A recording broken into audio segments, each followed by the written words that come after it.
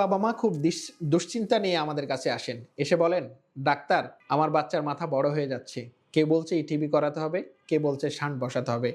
একটি কমন সমস্যা, উনি দ্বিধাদ্বন্দ্বে পড়ে গেছেন। এখন আমাদের কাছে বলেন আমরা কোনটা করব। আমি এই বিষয় নিয়ে আজকে আপনাদের সাথে আলোচনা করব। সাথে আছি এই বিষয়ের সমস্ত আলোচনা জুড়ে আমি ডাক্তার মোহাম্মদ নেফার রহমান, সহকারী অধ্যাপক, পিডিয়াট্রিক নিউরোসার্জারি বিভাগ, national institute of neurosciences and hospital এবং chief consultant, Bangladesh paediatric neuro care centre. অনেকের এই কনফিউশনটা পরিষ্কার করাই আলোচনার মূল বিষয়। হাইড্রোকেফালাস মানে হলো শিশুর মাথার ভিতরে অতিরিক্ত পানি জমে ব্রেনের উপর অতিরিক্ত চাপ তৈরি করা। নবজাতক বা ছোট বাচ্চাদের ক্ষেত্রে এর সবচেয়ে সাধারণ লক্ষণগুলো হলো মাথা অস্বাভাবিকভাবে বড় হতে থাকা, মাথার শিরাগুলো, যে মাথার যে রক্তনালীগুলো আছে, রক্তনালীগুলো ফুলে ওঠা, বাচ্চা দুধ খাওয়া বা অন্য কোনো কিছু খেলেই বমি করে ফেলা, বাচ্চা দেখা যাচ্ছে অত্যাধিক পরিমাণ কান্নাকাটি করা, বাচ্চা দেখা যাচ্ছে এক্সেসিভ, বাচ্চার বাবা মা এসে বলে বাচ্চার কান্না কোনোভাবেই থামানো যাচ্ছে না, অথবা চোখ নিচের দিকে দেবে যাওয়া, বাচ্চার চোখ দেখা যাচ্ছে নিচের দিকে দেবে যাচ্ছে, চোখের কালো মণিটা, কালো অংশটা বাচ্চার বাবা মা আর লক্ষ্য করতে পারছে না, মাথার তালু ফুলে যাওয়া, মাথার তালু অনেক সময় ফুলে যায়। এগুলা সাধারণত হাইড্রোকেফালাস রোগের লক্ষণ। সময় মতো যদি এই রোগের চিকিৎসা করা না হয় তাহলে শিশুর মস্তিষ্কের বিকাশ স্বাভাবিকভাবে ব্যাহত হতে পারে। কারণ এই রোগের মাথার মধ্যে অতিরিক্ত পানি জমলে ব্রেনের উপর অতিরিক্ত চাপ তৈরি হয়। ব্রেনের উপর অতিরিক্ত চাপ তৈরি হলে ব্রেনের মধ্যে যে সূক্ষ্ম সূক্ষ্ম রক্তনালীগুলো আছে, সেই রক্তনালীগুলার রক্ত প্রবাহ বাধা হলে ব্রেন সঠিক পুষ্টি পায় না। আবার দেখা যাচ্ছে ব্রেন সঠিকভাবে বিকাশ হওয়ার জন্য ব্রেনে মায়েলিনেশন নামে একটা প্রক্রিয়া আছে, যেটা মায়েলিনেশন হলে বুদ্ধিভিত্তিক বিকাশ ভালো হয়, সেটাও বাধাগ্রস্ত হয় মাথায় অতিরিক্ত পানি জমলে। সুতরাং মাথায় অতিরিক্ত পানি জমলে এই রোগের দ্রুত চিকিৎসা করা উচিত। কিন্তু সমস্যা হলো এই রোগের চিকিৎসা পদ্ধতি দুই রকমের আছে। একটি হলো ইটিবি বা এন্ডোস্কোপিক থার্ড ভেন্ট্রিকুলোস্টমি, যেটা হলো আমরা একটা মেশিনের মাধ্যমে মাথার এখানে ফুটো করে ভিতরের দিকে একটি ছিদ্র করে দিই, পানি চলাচলের একটা কৃত্রিম রাস্তা তৈরি করে দিই। এটা হলো ইটিবি, এন্ডোস্কোপিক থার্ড ভেন্ট্রিকুলোস্টমি।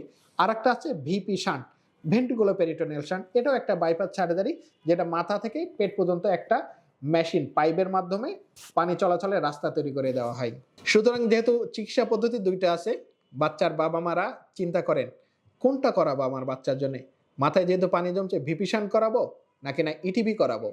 কারণ বিভিন্ন সার্জনরা বিভিন্ন চটকদার বিজ্ঞাপন দেয় যে ইটিবি অনেক আধুনিক চিকিৎসা, ইটিবির মাধ্যমে চিকিৎসা করলে আপনার বাচ্চা সুস্থ হওয়ার সম্ভাবনা বেড়ে যাবে, ইটিবির মাধ্যমে ছোট্ট একটি ফুটো করা হয়, এরকম অনেক চটকদার বিজ্ঞাপন দেয়। অনেকে আবার শান্ট নিয়েও কথা বলে, কিন্তু আসলে কোনটা গুরুত্বপূর্ণ, এই জন্য বাচ্চার বাবা মা বা অভিভাবকরা দ্বিধাদ্বন্দ্বে পড়ে যায়। এই দ্বিধাদ্বন্দ্ব দূর করার জন্য আজকের আলোচনা। কারণ কোনো বাচ্চার জন্য ইটিবিটা পারফেক্ট। ইটিবি করলে আমাদের ইটিবি সাকসেস স্কোর নামে একটি স্কোর আছে, যেই স্কোরে আমরা নির্ধারণ করতে পারি আপনার বাচ্চার ইটিবি করলে কতটুকু সফলতা পাবেন। সুতরাং যেই বাচ্চার ইটিবি অতীব গুরুত্বপূর্ণ, ইটিবি করলে সাকসেস রেট অনেক বেশি, তাদের অবশ্যই ইটিবি করানো উচিত। সেক্ষেত্রে শান্টে যাওয়া উচিত নয়। কিন্তু যেসব বাচ্চার ক্ষেত্রে ইটিবি করলে সাকসেস স্কোর কম, সেক্ষেত্রে আপনি যদি ইটিবি করান বা মনে করেন না আমি অনেক আধুনিক চিকিৎসা নিচ্ছি, সেক্ষেত্রে ইটিবি ফেল হতে পারে, পরবর্তীতে আপনাকে গিয়ে আবার শান্ট করাতে হবে। তাহলে একই রোগের জন্য আপনাকে দুইবার অপারেশন করাতে হতে পারে। সুতরাং কোন শিশুর জন্য কোনটা সঠিক পদ্ধতি সেটা বুঝে আপনি সঠিক সিদ্ধান্ত নিতে পারবেন না। সঠিক সিদ্ধান্ত যদি আপনি নিজে নিতে যান, সেক্ষেত্রে চিকিৎসা ব্যর্থ হওয়ার সম্ভাবনা বেশি থাকে। সুতরাং এই ক্ষেত্রে আপনাকে সিদ্ধান্ত নিতে দেওয়া উচিত একজন চিকিৎসককে, এবং সেই চিকিৎসক হওয়া উচিত একজন পেডিয়াট্রিক নিউরোসার্জন। কারণ এখানে বাচ্চার মাথার ভেতরে, ছোট বাচ্চার মাথার ভেতরে পানি জমছে, ছোট বাচ্চার ব্রেনের ভিতরে অতিরিক্ত চাপ তৈরি করছে। সুতরাং এখানে রোগীটা হলো শিশু। শিশু রোগের যে সার্জন, নিউরোসার্জন বা পেডিয়াট্রিক নিউরোসার্জন, উনি এ বিষয়ে অভিজ্ঞ, দক্ষ এবং সমসাময়িক জ্ঞানের অধিকারী, এবং এই বিষয়ে ওনার দক্ষতাকেই সর্বোচ্চ বলে ধরে নেওয়া হয়। আবার যদি দেখা যাচ্ছে আপনার বাচ্চার ব্রেনে ইনফেকশন হয়েছে, ইনফেকশনের কারণে পানি জমে গেছে, পানিগুলো শোষিত হচ্ছে না, সেই কারণে যদি আপনি ইটিবি করেন, ইটিবি তৈরি করে আপনি কি করবেন, পানি চলাচলের একটা আমরা কৃত্রিম পথ তৈরি করি। কৃত্রিম পথ তৈরি করে সে পানি তো রক্তে মিশে যেতে বা শোষিত হতে হবে। রক্তে যদি মিশে না যায় তাহলে পানি চলাচলের পথ তৈরি করে কোনো লাভ নেই। সুতরাং ইনফেকশনের মাধ্যমে যদি ব্রেনে পানি জমে, সেক্ষেত্রে দেখা যাচ্ছে ইটিবি করলে ভালো ফলাফল পাওয়া যায় না। সুতরাং সেই ক্ষেত্রে আমরা সাধারণত ভিপি শান্ট করি। বাচ্চা যদি কম বয়সে কোনো বাচ্চাকে আমাদের কাছে নিয়ে আসেন, 6 মাসের কম বয়সী অথবা ইনফেকশনের মাধ্যমে বাচ্চার মাথায় পানি জমছে, সেই ক্ষেত্রে আমরা সাধারণত ভিপিসান করার সিদ্ধান্ত নিই বা বাচ্চার বাবা-মাকে ভিপিসান করার উপদেশ দিয়ে থাকি।